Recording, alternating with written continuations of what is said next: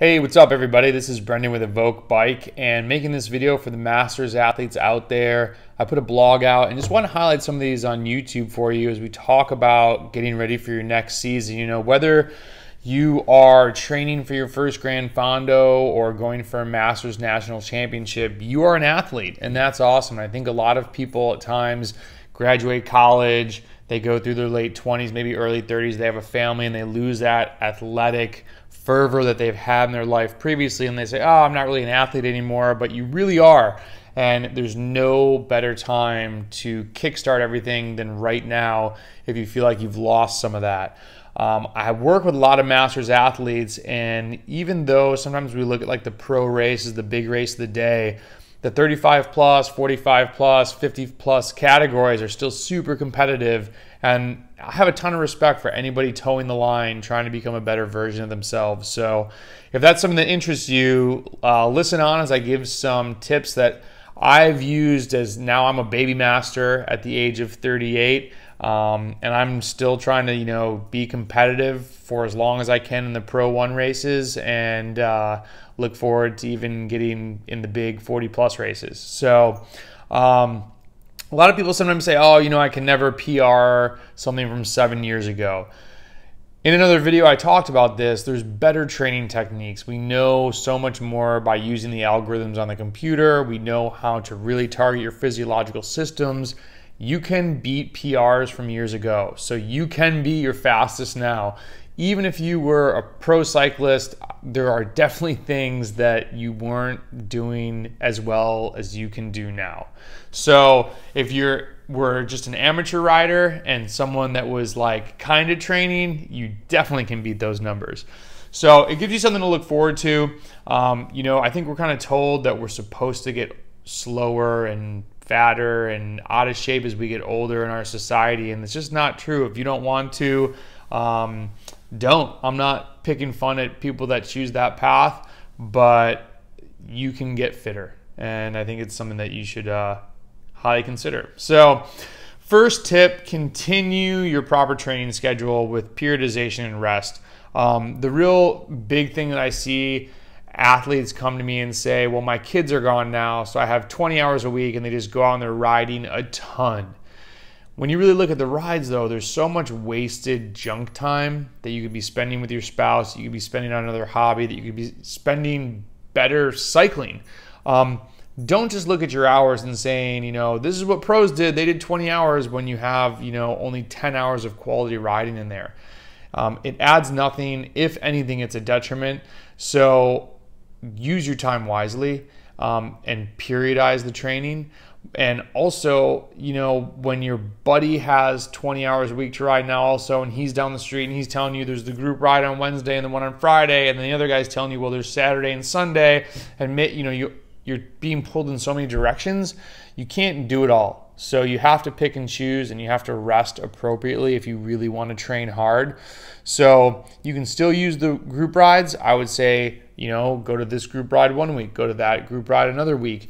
It's a high intensity training session, but really read the other blogs. It's probably not the best one, but there's got to be a social side and fun side to your training. So we'll keep them in there. But, use different ones to continue to develop as a cyclist. And I just mean that by saying each group ride tends to have the same segments on it. Like group ride A, there's a 5-minute effort here, there's a 1-minute effort, then like a 2-minute town line sprint. If you do that every week over and over, all you're good at is that one, and it's probably the same people showing up to it. So vary it up by going to different group rides if you have to have them in your schedule.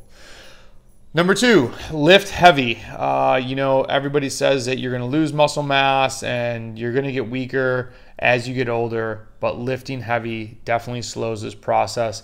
Lifting heavy also is going to make you a stronger cyclist.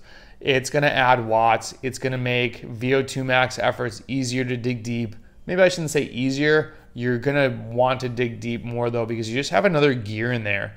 FTP efforts, definitely it helps out. Utilizing things like high torque along with that, I've found to be very beneficial for myself. And just the more power and strength that you have, the stronger of a cyclist you're going to be. and the longer your cycling career will go. So it's an amazing thing for longevity. And for any female rider out there, if you've read Stacy Sims' Roar, it's a great book. She always says, lift heavy shit, and you definitely should. So with that, number 3 though is keep the cycling training intensity high. And you're like, wait a minute, you just told me to periodize and rest and don't just do group rides, da da da da. High means really freaking high, meaning go really, really hard. And guess what? You're not gonna be able to go really extremely at your hardest if you're always at a group ride. You're just gonna be too tired. You're not gonna be rested enough. So I'm not saying get totally on a polarized schedule, but think polarized enough where 3 hard workouts a week are the max. And when you're going hard, you gotta be going very hard. So you wanna hit 100% FTP efforts of a longer duration. You wanna still be able to do really intense VO2 max efforts. If you're a time trialist, you wanna be able to ride for a long time at 105% FTP.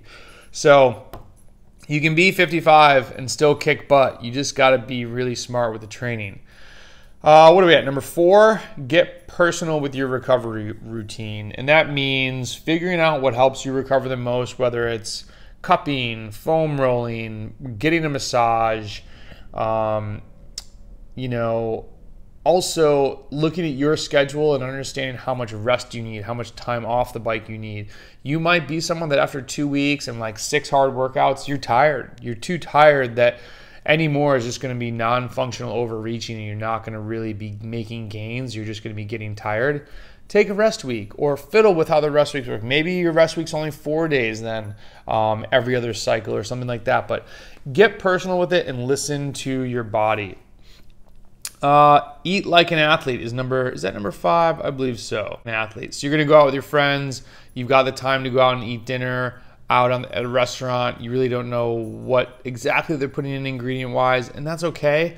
If you're someone that eats out a lot, lean more towards the things that you can guess what's in it, like salads with a protein on it, or stay away from the super heavy dishes. It's okay to indulge every once in a while, but I know older athletes that go out to eat a lot more because they're tired of cooking for a whole family if you don't enjoy cooking naturally. So continue to think of whole foods, and when the holidays come around, don't just gorge yourself because I'm a cyclist. Stay fit. If you don't gain weight during the holidays, it will make your life so much easier when you go through your base and build phase. Number 6, range of motion and stretching. Cue up the yoga class. This is a great way to have a rest day activity with your spouse. It's a great way to stay limber and strong. It's a great way to increase longevity and have a clear head. Yoga is amazing. I don't go to any formal classes right now just due to time constraints, but I do yoga stretches and poses on my own, and man, it's awesome. We actually also put up some off the bike workouts that you can do, some core work, bands, and then kind of broke it down into lower and upper body that when you're just at home, bang out 3x10 of, a circuit that you make up after you ride a couple times a week. It'll make a big difference. Number 7, stay competitive. Doesn't mean you have to race, but it does mean you should go for some KOMs and you should try to get in a group ride and race your friends. And staying competitive, you can dose the high intensity that'll be beneficial for you for your events. It'll help you with planning. It'll give you also that thirst to learn new stuff, to try and stay on top of new training techniques, stay on top of new technology, stay involved in the sport. The things they did 30 years ago, there's very few that we're doing now, or there's better ways to do them. So stay on top of things and don't be the guy or the girl that dwells on the good old days, like telling stories from 20 years ago. Tell a story from 2 weeks ago where you crushed a super long ride, or you won a master's race, or just some awesome thing on the bike happened. But it's going to be really hard to find those wins if you're not competitive. So have that hunger and challenge yourself to win and not just ride. Riding's awesome, and I'm a cyclist before a bike racer, but I do put challenges, on my own training calendar. I think it's really important. Cross-train in the non-race season. I would say, for me, cross-training right now just means lifting more. You could go and play different sports, or ski or jog, etc. But just changing it up, and I think my number one choice is yoga and lifting weights. So I just find a lot of benefit from mobility and loading your skeleton, basically. So the last one, obviously, have fun. I've had surprisingly more masters athletes than I would ever expect still having some personal questions of like if they belong in the group, or if they're good enough to go ride with person X, Y, and Z, and they just kind of get caught up in like the them versus others.